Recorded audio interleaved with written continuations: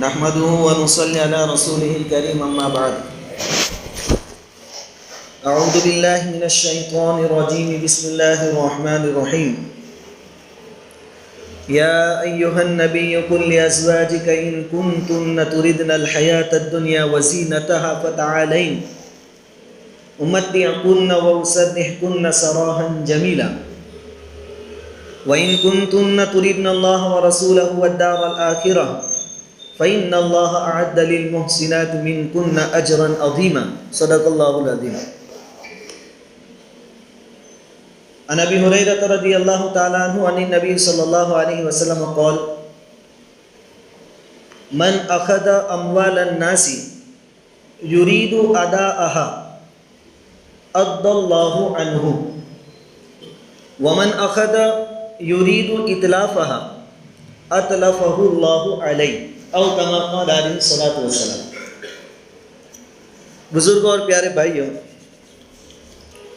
گزشتہ جمعہ ہماری جو گفتگو ہوئی اس کا خلاصہ یہ تھا کہ ایک ایمان والے کو اپنی زندگی سادگی کے ساتھ گزارنا چاہیے. ضرورتیں تو بہرحال ضرورتیں ہیں، اس کا تو پورا کرنا ضروری ہے، لیکن ضرورتوں سے آگے بڑھ کر جو چیزیں ہیں، شوق یا رسم و رواج، اس سے اپنے آپ کو دور رکھنا چاہیے. ہم ضرورتوں تک محدود اور لمیٹیڈ رہیں گے، رسم و رواج سے اور شوق سے اپنے آپ کو دور رکھیں گے تو ہماری زندگی بہت آسان بن جائے گی. شریعت کی تعلیم بھی ہمیں یہی ہے کہ ہم ہلکے پھلکے رہیں، اور نبی کریم صلی اللہ علیہ وسلم اور صحابہ کرام رضوان اللہ تعالی علیہ اجمعین کی زندگیوں کا جو نمونہ ہے وہ بھی ہمیں یہ بتاتا اور سکھاتا ہے کہ ہم ہلکے پھلکے رہیں. چنانچہ یہ روایت ہم سنتے ہیں تعلیم کی کتاب میں کہ ایک مرتبہ گرمی کا موسم تھا، دوپہر کی سخت دھوپ تھی. حضرت ابوبکر صدیق رضی اللہ تعالیٰ عنہ اپنے گھر سے نکلے. راستے میں ملاقات ہوئی حضرت عمر فاروق رضی اللہ تعالیٰ عنہ کے ساتھ. عمر فاروق رضی اللہ تعالیٰ عنہ نے پوچھا کہ اس وقت کہاں جا رہے ہیں؟ حضرت ابوبکر صدیق رضی اللہ تعالیٰ عنہ نے فرمایا کہ بھوک نے مجھے پریشان کر دیا، بھوک کی وجہ سے بے چین ہو کر میں گھر سے باہر نکلا ہوں. حضرت عمر رضی اللہ تعالیٰ عنہ نے فرمایا کہ خدا کی قسم میرا بھی یہی حال ہے، میں بھی بھوک نے مجھے پریشان کر دیا اس لیے باہر نکلا ہوں. ان دونوں کی گفتگو ہو رہی تھی اور اتنے میں نبی کریم صلی اللہ علیہ وسلم تشریف لائے. دونوں حضرات نے حضور سے پوچھا کہ حضور اس وقت آپ باہر؟ نبی کریم صلی اللہ علیہ وسلم نے فرمایا کہ تم دونوں کیوں نکلے ہیں؟ انہوں نے فرمایا کہ بھوک نے پریشان کر دیا. حضور صلی اللہ علیہ وسلم نے فرمایا کہ قسم خدائے پاک کی جس کے قبضے میں میری جان ہے میرا بھی یہی حال. حالانکہ ہم جانتے ہیں کہ اگر حضور صلی اللہ علیہ وسلم چاہتے تو آپ کے لیے مال و دولت کی کوئی کمی نہیں تھی. حضور چاہتے تو احد پہاڑ کو اللہ رب العزت سونے کا بنا دیتے. مکہ والے حضور کے پاس آئے تھے ہجرت سے پہلے اور یہ فارمولہ اور پیشکش کی تھی کہ آپ ہمارے معبودوں کو برا بلا کہنا چھوڑ دیں، اگر آپ کو دولت چاہیے ہم اتنی دولت آپ کو دیں گے کہ آپ مکہ میں سب سے زیادہ امیر اور مالدار بن جائیں گے. لیکن حضور صلی اللہ علیہ وسلم نے فرمایا تھا مجھے اور دولت کو کیا لینا دینا، ہمارا کوئی تعلق ہی نہیں ہے. حضور نے آفر ٹھکرا دی. عملی نمونہ حضور کا اور صحابہ کرام. یہ تینوں حضرات وہاں سے چلے حضرت ابو ایوب انصاری رضی اللہ تعالیٰ عنہ کے باغ میں تشریف لے گئے. حضرت ابو ایوب انصاری رضی اللہ تعالیٰ عنہ اس وقت وہاں موجود نہیں تھے، ان کی اہلیہ تھی. انہوں نے بہت خوشی سے ان کا استقبال کیا، کہا کہ حضور تشریف لائیے. ابو ایوب بس آتے ہی ہوں گے. تھوڑی دیر میں حضرت ابو ایوب انصاری رضی اللہ تعالیٰ عنہ بھی وہاں آ گئے. سب بھوکے ہیں، کھجوروں کا ان کا باغ تھا. حضرت ابو ایوب انصاری رضی اللہ تعالیٰ عنہ فوراً گئے اور کھجور کے درختوں میں سے ایک شاخ کاٹ کر لائے جس پر کچی پکی ہر طرح کی کھجوریں تھیں، اور لا کر خدمت میں پیش کی کہ حضور تناول فرمائے. حضور نے فرمایا کہ ابو ایوب پوری ٹہنی کاٹ کے کیوں لائے, صرف کھجور توڑ لاتے. ابو ایوب انصاری رضی اللہ تعالیٰ نے فرمایا کہ حضور میرا جی چاہا کہ اس میں کچی بھی ہے, پکی بھی ہے, ادھ کچری بھی ہے, جس کو آپ کو جو پسند آوے آپ تناول فرمائیں, اور آپ یہاں تشریف رکھ کے میں کچھ جانور وغیرہ ذبح کر کے کچھ کھانے کا بھی انتظام کرتا ہوں. حضور نے فرمایا کہ دیکھو دودھ دیتا جانور ذبح مت کرنا, دودھ دیتا جانور ذبح مت کرنا. حضرت ابو ایوب انصاری رضی اللہ تعالیٰ عنہ نے ایک بکری کو ذبح کیا, آدھے گوشت کا سالن پکایا, تھوڑے کو بھون کر لائے اور حضور کی خدمت میں رکھا. حضور کی حالت بھوک والی, صدیق اکبر عمر فاروق کی حالت بھوک والی. حضور نے اس میں سے ایک بوٹی کا ٹکڑا لیا, گوشت کا ٹکڑا لیا اور کہا کہ ابو ایوب جلدی سے فاطمہ کے پاس جاؤ, اس نے بھی کئی دنوں سے کھانا نہیں کھایا. کہ حضور کے خاندان کا حال بھی وہی.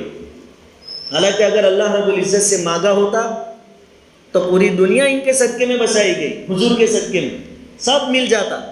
کافروں کی طرف سے آفر تھی, اس کو بھی ٹھکرا دیا, کیونکہ حضور اپنی امت کو یہ بتانا چاہتے تھے کہ یہ دنیا تو گزر جائے گی, اصل زندگی آخرت کی. اس لیے حضور نے فرمایا تھا کہ میرے بعد مجھے تمہارے بارے میں سب سے زیادہ خطرہ دنیا کا ہے, کہ دنیا کی مال و دولت تمہارے اوپر کھول دی جائے گی, تم فتنے میں مبتلا نہ ہو جاؤ. یہاں فاطمہ بھی بھوک کی حالت میں, صدیق اکبر بھی, عمر فاروق بھی, خود حضور بھی. خیر ابو ایوب انصاری رضی اللہ تعالیٰ عنہ نے وہ گوشت کا ٹکڑا حضرت فاطمہ کو پہنچایا. ان حضرات نے کھانا کھایا, ٹھنڈا پانی آپ کے لیے لایا گیا, اس کو پیا. حضور نے پھر فرمایا کہ خدا کی قسم یہ وہ نعمتیں ہیں جس کے بارے میں کل قیامت کے دن تم سے پوچھ ہوگی. صدیق اکبر اور عمر فاروق ایک دوسرے کو دیکھنے لگے کہ اتنی مشکل سے اتنا کھانا ملا تھا, اس پر بھی حساب ہوگا. حضور نے فرمایا کہ خدا کی قسم اس کا حساب دینا پڑے, یہ وہ نعمت. ہاں تم جب ایسی نعمت تم کو ملے تو شروع میں بسم اللہ کہو, اللہ کا نام لے کر کھانا شروع کرو. کھانے سے فارغ ہو جاؤ تو یہ دعا پڑھو, الحمدللہ الذی انعم علینا وافضل, الحمدللہ الذی ہوا اشبعنا وانعم علینا وافضل, یہ دعا پڑھ لو. اس روایت کو بیان کرنے کا مطلب یہ ہے کہ حضور کی, صحابہ کرام کی اور حضور کے خاندان والوں کی زندگی کیسی تھی. جفا کشی والی, محنت مشقت والی, موج شوق کی بات تو بہت دور, ایک دم سادہ زندگی, سنگھرش والی زندگی. اس کی ہمیں عادت ڈالنے کی ضرورت ہے. ہماری نئی نسل کو اس کی عادت ڈلوانے کی ضرورت ہے. یہ نہیں کہ بچے نے آ کر کہا مجھے بائک چاہیے تو نکل گئے, بجاج فائننس سے آپ نے بائک دلا دی. یہ نہیں کہ بچے نے کہا موبائل چاہیے, کہا ٹھیک ہے لون لے کر بھی تجھے موبائل دلا دیں گے. یہ ہم اپنے بچوں کے ساتھ محبت نہیں کر رہے ہیں, ہم دشمنی کر رہے ہیں. ابھی سے ان کی عادتیں ہم بگاڑ رہے ہیں.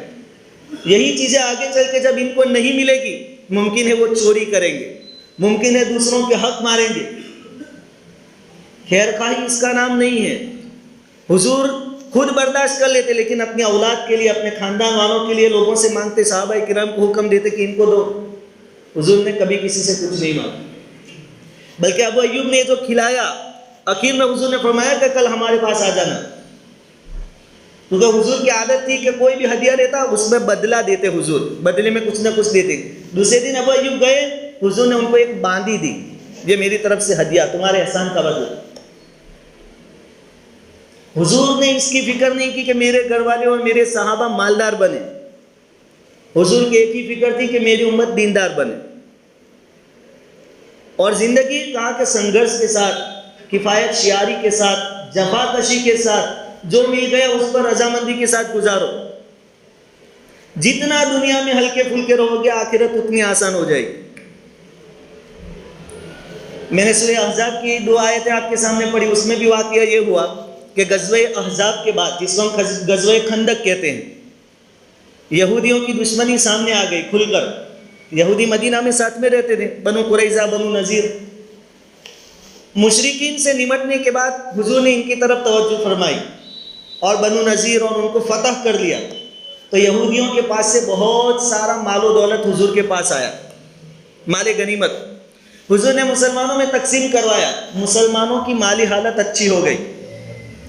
جب ازواج مطہرات کو یعنی ہماری ماؤں کو حضور صلی اللہ علیہ وسلم کی بیویوں کو اس بات کی خبر پڑی کہ حضور کے پاس بہت آیا تھا، حضور نے بہت تقسیم کیا، تو ممکن ہے حضور نے اپنے لیے بھی نکالا ہوگا. تو سب ازواج مطہرات نے مشورہ کیا کہ ہم بھی حضور کے پاس جائیں اور اپنے لیے بھی مانگیں. حضور کی خدمت میں آئی، 9 بیویاں تھیں اس وقت نکاح میں، اور حضور سے کہا کہ دیکھو یہ کیسر و کسریٰ کی بیویاں سونے اور چاندی کے گہنے پہنتی ہیں، اور ایک طرف ہماری حالت دیکھو. یہ بات سن کر حضور صلی اللہ علیہ وسلم کو بہت رنج ہوا، اپسیٹ ہو گئے کہ ایک نبی کے گھر کی عورتیں اپنے آپ کو بادشاہ کی گھر کے عورتوں کے ساتھ موازنہ کریں، برابری کریں.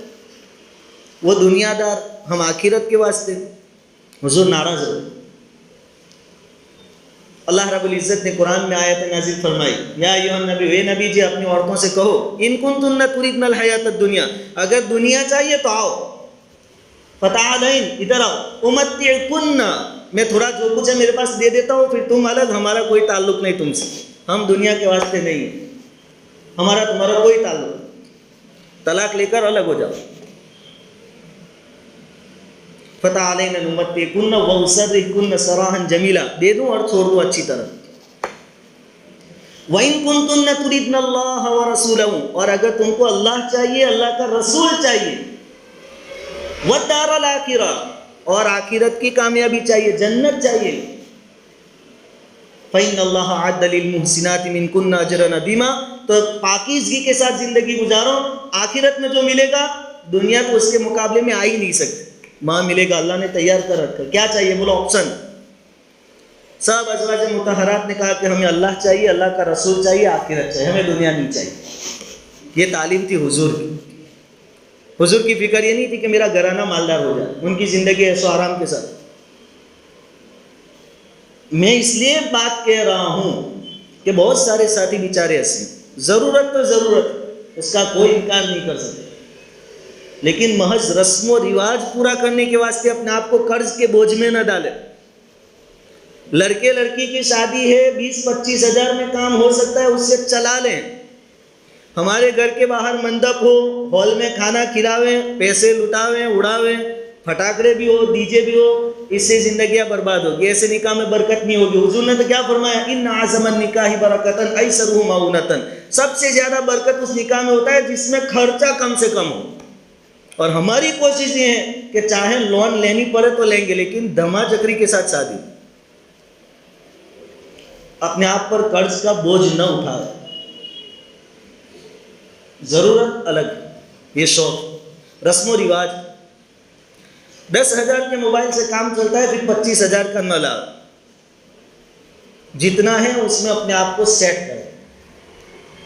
ضرورت الگ چیز ہے، میں بار بار کہتا ہوں، اسے کوئی منع نہیں کرے گا، لیکن زیادہ ایکسٹرا جو خرچے ہیں، ویکینڈ میں کسی ہوٹل میں کھانا کھانے جانا یا سنڈے کو فیملی کے ساتھ گھومنے جانا، یہ سب ضروری چیزیں نہیں. اگر اللہ نے دیا ہے اور جا رہے ہیں، کسی کا حق مارے بغیر تو کوئی پرابلم نہیں ہے، جاؤ. لیکن کسی کا گلا کاٹ کے، کسی سے قرض لے کر پھر اس کو بوچھ مار کے ہم جلسے کریں، یہ جائز نہیں. کسی کا گلا کاٹ کے ہم کام نہیں کر سکتے. بہت سارے ساتھی قرض لیتے ہیں، تھوڑی سی چیز کہیں پیش آ گئی، لڑکے نے کہا مجھے موبائل چاہیے، لون لے لیں، گاڑی چاہیے، لون لے لیں، شادی آ گئی، دھام دھوم سے کرو، بعد میں ہفتے بڑھتے رہیں گے، لون لے لیں. اپنے آپ کو ہم خود مصیبتوں میں ڈال رہے ہیں. اور جو بھی لون کے چکر میں، سود کے چکر میں آتا ہے، جلدی باہر نہیں نکلتا ہے، کیونکہ ایسے لوگوں کے ساتھ اللہ رب العزت کا جنگ کا اعلان ہے. جس کے ساتھ اللہ کی مدد نہ ہو، جس کے سامنے جنگ کے لیے اللہ اور اس کا رسول ہو، اس کی مدد کیسے ہو سکتی ہے؟ وہ پھر اس چکر سے باہر جلدی نہیں آتا ہے. گھر بار سب کچھ بک جاتا ہے، اور بے برکتی فری میں الگ. اور قرض کے بارے میں بعض لوگوں کی عادت ہوتی ہے کہ لے لو، بعد میں قرض کے بارے میں بہت سخت وعید وارد ہوئی. میں نے آپ کے سامنے ایک روایت پڑھی. حضرت ابو ہریرہ رضی اللہ تعالیٰ عنہ فرماتے ہیں کہ نبی کریم صلی اللہ علیہ وسلم نے فرمایا کہ جو کوئی لوگوں سے مال لیتا ہے، قرض لیتا ہے، اور ادائیگی کا ارادہ ہے، نیت یہ ہے کہ میں دے دوں گا، ابھی ضرورتیں لیتا ہوں، دے دوں گا، پکی نیت ہے، پوری کوشش بھی کرتا ہے، تو اللہ رب العزت اس کی مدد کریں گے، اللہ اس کا سیٹنگ کر دیں گے، مدد فرمائیں گے. اور جو اس نیت سے لیتا ہے کہ نہیں دینا ہے، اللہ رب العزت ہلاک کر دیں گے، اس کی مدد نہیں ہوگی، جس کی نیت ہی نہیں ہے۔ بلکہ جس کی نیت نہیں ہے قرض لے کر واپس دینے کی، اس کے بارے میں حضور نے فرمایا کہ ایسا آدمی کل قیامت کے دن چور کی شکل میں اللہ کے سامنے پیش کیا جائے گا کہ یہ چور ہے۔ رات کے اندھیرے میں کوئی نہ ہو تو کسی کے گھر سے پیسے چوری کرتے، وہی چوری نہیں ہے، یہ بھی چوری ہے کہ واپس نہ لینے کی نیت سے قرض لیا کسی کے پاس، یہ بھی چوری ہے۔ عورت سے شادی کی، مہر، وہاں مندب عالیشان ہوگا، جاہو جلالی ہوگی، لیکن عورت کا مہر کا باقی، اگر یہاں بھی نہ دینے کی نیت ہے کہ اپنی بیوی ہے چل جائے گا، نہیں دیں گے، وہ معاف نہیں کرے گی تو کہاں جائے گی، نہ دینے کی نیت سے مہر باقی رکھا ہے اور اس کو ادا کیے بغیر مر گیا، حضور صلی اللہ علیہ وسلم نے فرمایا کہ یہ آدمی قیامت کے دن زنا کار کی شکل میں اللہ کے سامنے لایا جائے گا کہ یہ زانی ہے، اس نے زنا کیا، نہ دینے کی نیت۔ ایک اور روایت میں ہے نبی کریم صلی اللہ علیہ وسلم نے دعا فرمائی، اللہم انی اعوذ بک من الکفر والدین، یا اللہ میں کفر سے اور قرض سے تیری پناہ چاہتا ہوں۔ ایک صحابی رضی اللہ تعالیٰ نے پوچھا کہ حضور آپ نے دین کو، قرض کو کفر کے ساتھ ملایا، کیا اتنی خطرناک چیز ہے کہ آپ کفر سے پناہ مانگتے ہو؟ تو سمجھ میں آیا قرض سے بھی۔ حضور نے فرمایا کہ میرے نزدیک دونوں برابر، میں قرض کو کفر کے برابر سمجھتا ہوں۔ اس لیے ہم نے سنا ہے کہ کوئی مر جاتا اور قرض ذمہ باقی ہوتا تو حضور پوچھتے کوئی اس کی ذمہ داری لیتا ہے؟ اگر لیتا تو ٹھیک ہے، نماز پڑھا دیتے، اور کوئی ذمہ داری لینے والا نہ ہوتا تو حضور جنازے کی نماز نہیں پڑھاتے۔ شہید کے بارے میں فرمایا کہ 3 مرتبہ زندہ ہوا، 3 مرتبہ اللہ کے راستے میں گردن کٹا دی، لیکن 1 روپیہ بھی کسی کا باقی چھوڑ کے گیا ہے تو اس کی مغفرت نہیں ہوگی۔ قرض، اس لیے ہم اپنے شوق پورا کرنے کے واسطے کسی کی گردن کاٹنے والے نہ ہوں۔ حضرت عبداللہ ابن عمر رضی اللہ تعالیٰ عنہ سے روایت ہے کہ حضور صلی اللہ علیہ وسلم نے فرمایا کہ قرض زمین میں اللہ کا جندہ ہے، اللہ جس کو ذلیل کرنا چاہتا ہے قرض کے بوجھ کے نیچے اس کو دبا دیتا ہے۔ شوق سے نہ لے، شوق پورے کرنے کے لیے نہ لے، کسی کا گلا کاٹنے کی نیت سے نہ لے کہ لے لیں گے۔ ایک اور روایت میں حضور نے نصیحت فرمائی ایک صحابی رضی اللہ تعالیٰ عنہ کو کہ گناہ کم کرو، موت آسان ہوگی، گناہ کم کرو، موت آسان ہوگی، اور قرض مت لیا کرو، آزادی کے ساتھ زندگی گزارنا نصیب ہوگا، کوئی پوچھنے والا نہیں، کوئی پکڑنے والا نہیں۔ اور اگر قرض لے رکھا ہے تو پھر تو مسجد بھی نہیں آ پاؤ گے کہ فلاں کو 5000 دینے ہیں، پھر مسجد بدلنی پڑے گی، گاؤں بدلنے پڑیں گے، بستی چھوڑنی پڑے گی، بیوی بچوں سے چھپ کر الگ سے رہنا پڑے گا، آزادی چھین جائے گی۔ اس لیے جتنا ہو سکے اپنے آپ کو قرض کے بوجھ سے دور رکھنے کی کوشش کریں، تھوڑا برداشت کرنے کی طاقت رکھیں، اپنے اولاد کو بھی سکھائیں۔ میں نے گزشتہ جمعہ بھی کہا تھا 2 وقت اللہ تعالیٰ کھانا دے ہی دیتا ہے، اب جو باقی کی رسم و رواج ہے اس میں تھوڑا کٹنگ کرنا ہے ہمیں۔ بھائی شادی ہے، سادگی سے نمٹا دیں۔ اب تو منگنی میں اتنا خرچہ کرتے ہیں جتنا شادی میں پہلے نہیں ہوتا تھا، اس کی کوئی ضرورت نہیں۔ اور جن کو کمانے میں کوئی محنت نہیں پڑتی ان کے ہاتھ میں دولت آ جاتی ہے تو پھر وہی ڈی جے بجتے ہیں، برابر کے بجتے ہیں، کیونکہ ان کی محنت نہیں ہوئی۔ علماء اس لیے کہتے ہیں کہ انکم حلال ہے کہ حرام وہ دیکھنا ہو تو خرچ کہاں ہو رہا ہے اس کو دیکھو، صحیح جگہ لگتا ہے تو سمجھو محنت کی روزی ہے، صحیح ہے، اور اگر غلط جگہ لگتا ہے تو سمجھ لو کہ گڑبڑ والی روزی تھی جو جائے گی بھی اسی دروازے سے۔ اس لیے میرے بھائیوں، پوری بات کا خلاصہ اپنی زندگیوں کو آسان بنائیں، تکلف چھوڑ دیں۔ ایک لفظ سنتے ایٹیٹیوڈ، ہر چیز میں ایٹیٹیوڈ، کیا ایٹیٹیوڈ کس کا باقی رہا؟ ہمارا یہ جو جسم ہے نا، اس کو تو اخیر میں قبر کے کیڑوں کا خوراک ہی بننا ہے۔ آپ کتنا چہرہ اچھا رکھیں، گاڑی اچھی رکھیں، گھر اچھا رکھیں، کتنی ناک اونچی رکھیں، ایگو کتنا رکھیں، سب کو کیڑے کھائیں گے۔ اس لیے اپنی زندگیوں کو آسان بنا، سیدھی سادھی زندگی گزاریں۔ اس لیے اپنی زندگیوں کو خود بخود مشکل نہ بناویں۔ ضروری نہیں کہ ہم ہوٹلوں میں کھانا کھائیں، اچھی گاڑیوں میں ہی گھومیں، اچھے کپڑے ہی پہنیں. جتنی سادگی کے ساتھ ہماری زندگی ہوگی موت اتنی آسان ہوگی، آخرت میں حساب بھی اتنا آسان ہوگا.